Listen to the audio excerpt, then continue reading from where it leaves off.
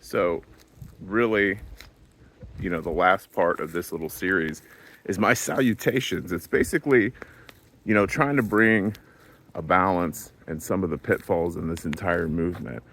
And you're going to encounter a lot of people that want to put you under their law. They're going to bring you into their assemblies. They're going to tell you how to dress. They're going to tell you what commandments to keep when they haven't even been keeping the Torah longer than 10 years. I always ask people, I'm like, have you been in the Torah longer than 10 years? Have you performed any miracles, casted out any devils, been under any oversight of a leader, had any apostolic training? I'm not saying in every single case, you can't fellowship with people that don't have these credentials, but, in these movements, there's a lot of dangerous stuff. I mean, you get a lot of mind candy, and people just, like I said, there's a lot of people that just want to get into the law because it tickles their mind. It gives them, special revelation. Not everybody, like I said, there's some wonderful people in this movement I've met over the years. I'm still friends with some of the people I fellowshipped with 15 something years ago. I was taught, my original mentor, before I essentially went to the community I was at, was one of the most wonderful men. He taught me the bigger issues of the law. He taught me taking care of the poor and gentleness and kindness and mercy and, what the feast meant. Like I said, I'm in a tabernacle season right now. I'm at this wonderful, paradise here. It's 16 something years almost into my walk. I'm able to enjoy the fruits of the Spirit and some maturity and growth. And, I went through the Passover. A lot of people are going to die in the wilderness. I've seen it. I've seen some of my best friends get involved with wicked leaders and bad things and lose their wives and children. I've seen people fall away because they focus too much on the law, and the law usually magnifies sin, and they just fell away. They couldn't handle it. People die in the wilderness.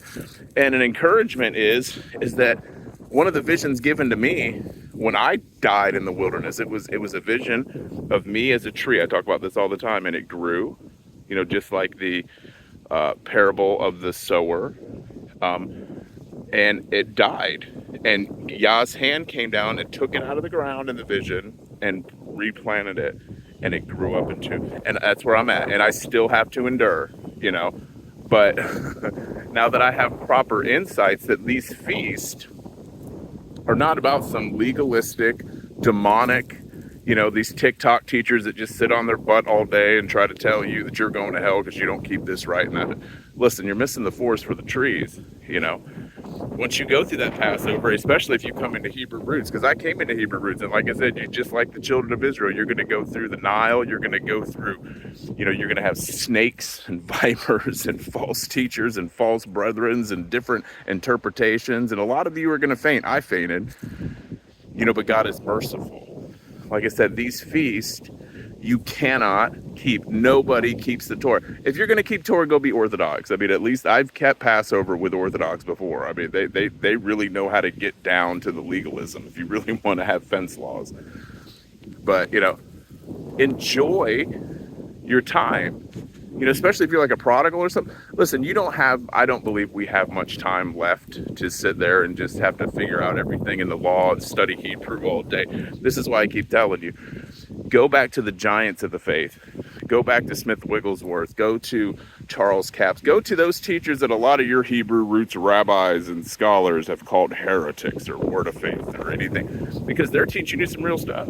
I'm not saying that we shouldn't go learn, how to say his name and all the wonderful aspects of Hebrew. That's all great too, but I'm just saying, in the times that are coming, you're going to have to know how to cast out a demon. You're going to have to know how to have faith and heal the sick. And I'm not there yet. And I was in a ministry that operated in it powerfully, and it's a learning curve. You got to learn these things, and you got to submit to leadership at times, and you got to be taught, and you got to be trained, and you've got to fall and get back up. This is a journey, and that's why once you go through the Passover and you go through the wilderness, you're supposed to get to maturity where the fruits of the Spirit are coming in your life, and the joy. You can't fake joy and peace. Now, you can fake all the other gifts. You can fake helps.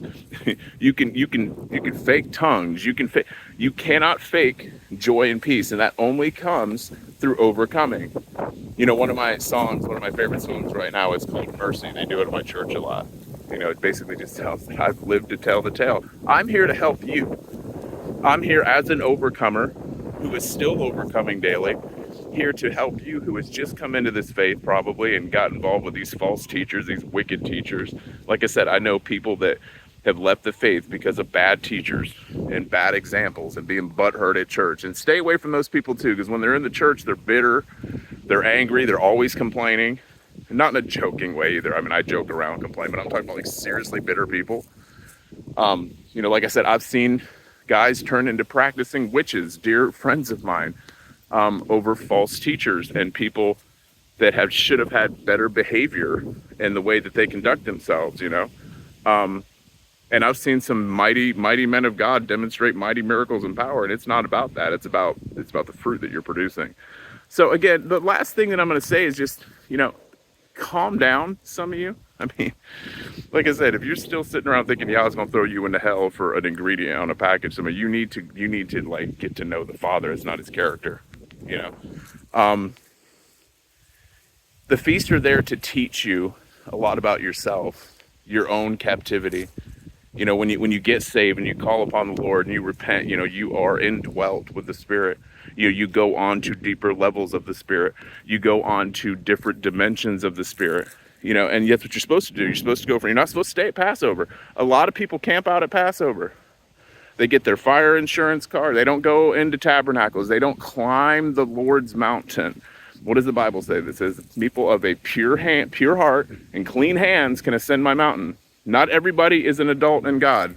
Not everybody has cleansed themselves. Not everybody is the bride. Okay, these feasts are memorials for you to walk out, to learn.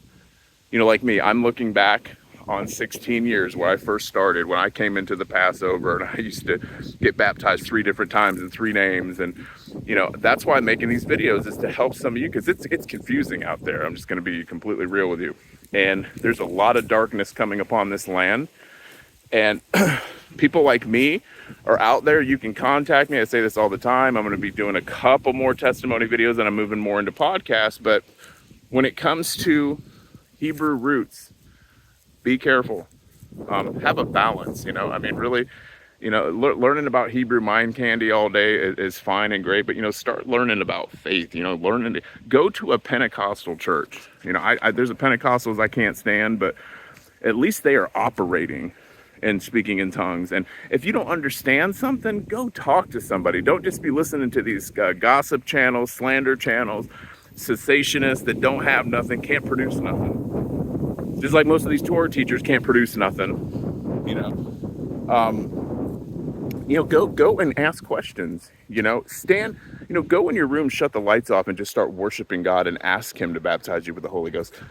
Ask him for dreams and visions. We're not supposed to base our faith on these things, but we also aren't supposed to just stick our heads in a book all day and do 2 and 3 hour debates on TikTok either. That's somehow not what we serve. A supernatural Yah, and these feasts are supposed to show you that. I mean, you're supposed to go to Pentecost.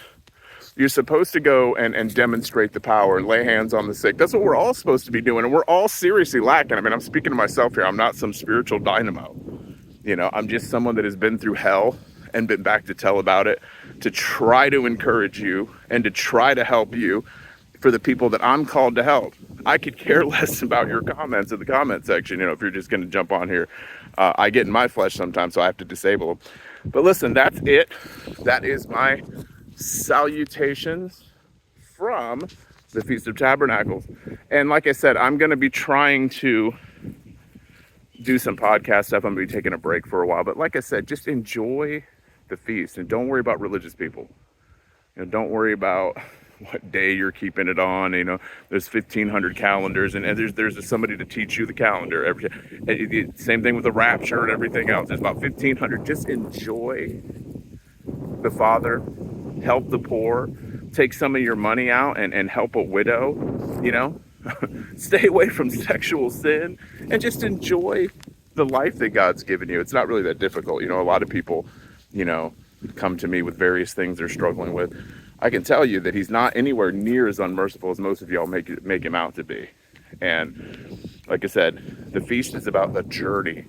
You go through the Passover, you go through the wilderness, you eventually overcome, and you become into the season of tabernacles. You know, the early Christians used to think that the Sunday represented the 8th day of tabernacles, a new beginning. So anyway, that's my video for today. I'm going to go ahead and cut it. Go ahead and leave any, I might leave comments open, but you know, if you want me to teach on something, like I said, I'm taking a break for a while. I'm going more towards podcasts and stuff like that. But yeah, that's my 2 cents on all things Hebrew roots. Be careful out there. There's a lot of carnality in that movement. It's gotten worse than Christianity at this point with its divisions and doctrines. And like I said, I've seen more people leave Hebrew roots and become Jews or just Marcionites or whatever. So be careful. Get yourself under some good spirit-filled leadership and focus on feeding the poor, helping people. You know, do the feast. You don't want to eat pork, don't eat pork. But I'm just saying, don't become a Torah terrorist. Is basically what I'm saying. So that's it. I'm out.